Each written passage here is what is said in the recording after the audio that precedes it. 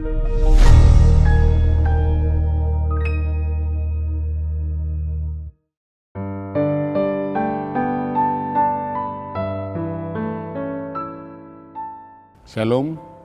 kita berdoa. Kasih karunia bagi kamu sekalian dan damai sejahtera dari Bapa di surga dan dari anaknya Yesus Kristus Tuhan kita. Amin. Firman Tuhan yang menyapa kita di pagi hari ini dari surat Rasul Paulus kepada jemaat Roma dalam Roma pasal 1 ayat 8. Demikian firman Tuhan.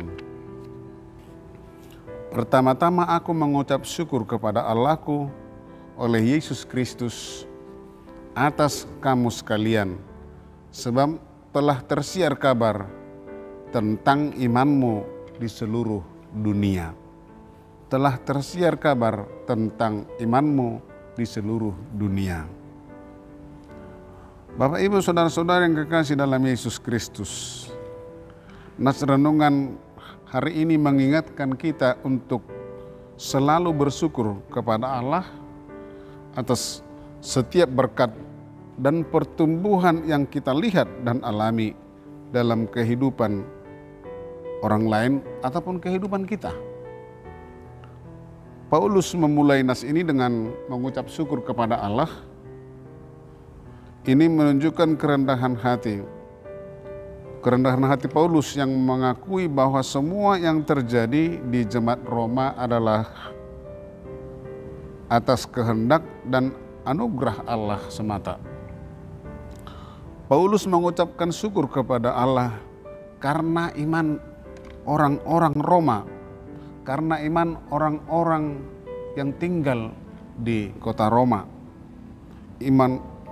Paulus mengucap syukur karena Allah, karena iman orang-orang Roma yang begitu kuat dan dikenal luas, sehingga orang-orang lain yang di sekitar kota Roma merasakan bahwa iman percaya orang-orang Roma pengikut Yesus begitu kuat.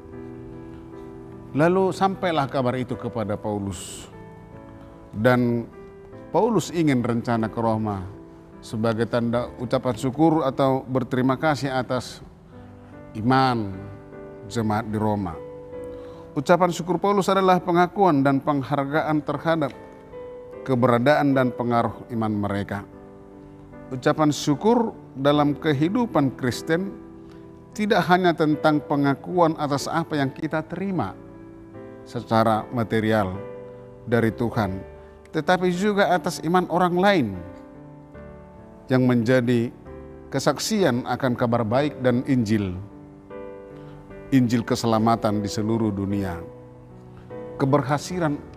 Keberhasilan iman orang lain, saudara-saudara kita yang lain, itu perlu apresiasi melalui ucapan syukur kepada Allah.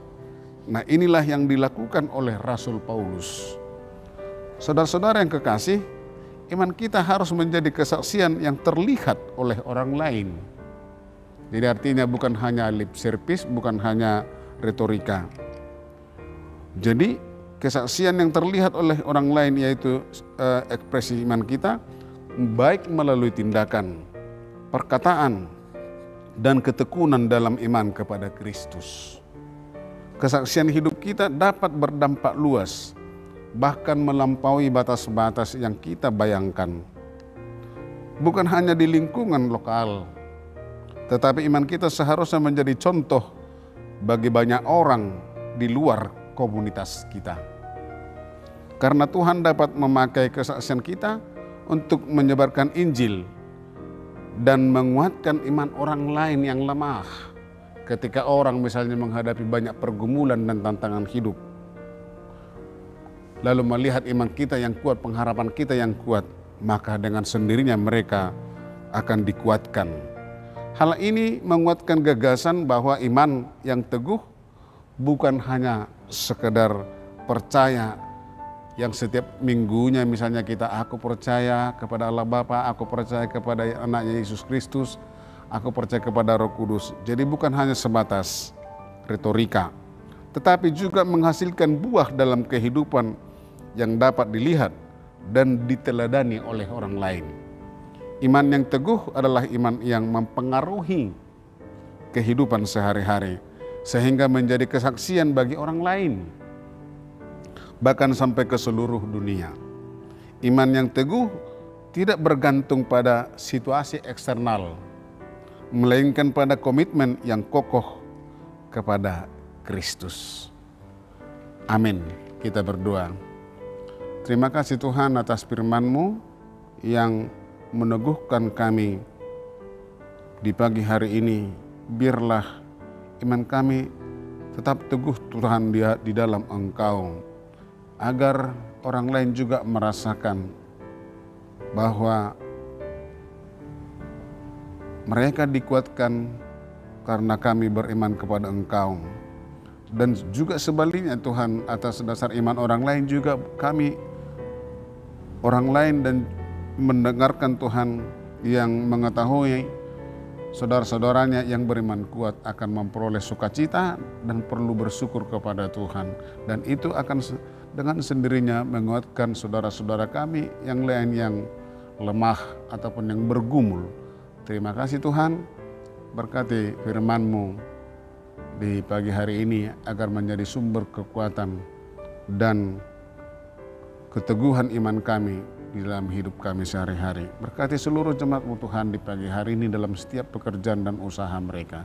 Dalam Yesus Kristus kami berdoa. Amin.